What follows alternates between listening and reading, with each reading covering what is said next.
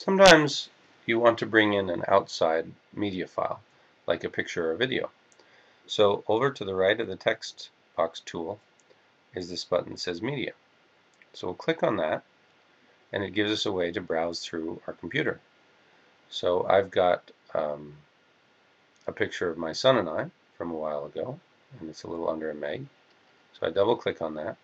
Notice it does not immediately place that picture on screen. It's essentially waiting for me to draw a place to put it. So notice I have the crosshair cursor.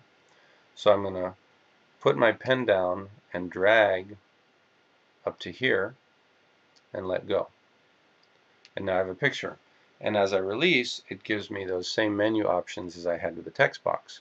So we'll reiterate. This one is for moving it around.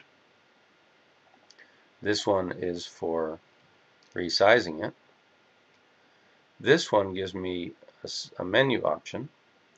And notice that I have these, and it didn't appear by default, so I have opacity here, which allows it to be somewhat transparent. I can go to the original size with this option, and in this case this might be a pretty big picture, or it may have just keeping track of how big it was when I brought it in. And I could also set this as the background for all my slides with this option, which I don't want to do, but I could.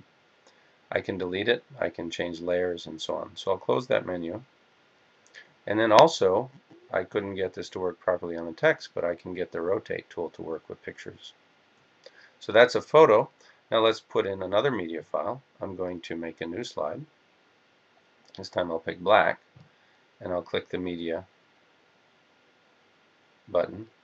And now instead of going to a photo, I'm going to find a video file. So it looks like I was messing around with making videos in Flowworks, so I'll just take one here and open that. And notice again, now I have the crosshairs. So I will drag a box and release.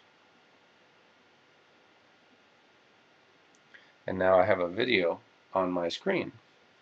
And instead of having image editing tools, it's got some media tools here, including a play button.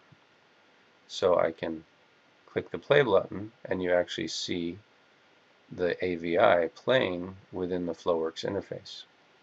And I can stop that. And then I should be able to do other things like resize it,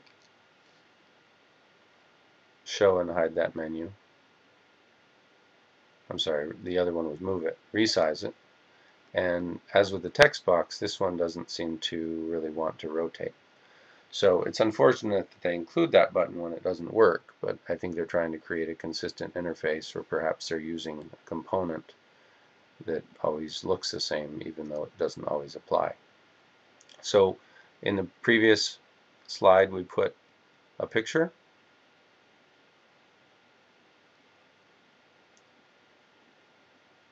Getting a slight delay here.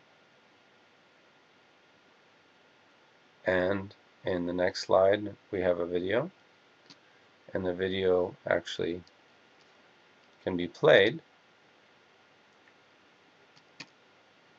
and there you have two media types. And there's a bunch of other media types we can obviously there's many different file formats, and you can play with quite a few of them. The documentation mentions a number of those as well. So that's basics of embedding media in your flow file. And it's worth noting at this point that a flow file is, think of it sort of as the way you think about PowerPoint or a slideshow. You're going to create a file, and you may actually teach while you're creating it, but when you're done you save this file, and it's a sequence of screens that a person can view with embedded content, and they can go forward and backward through them in the same way that you would with a slideshow.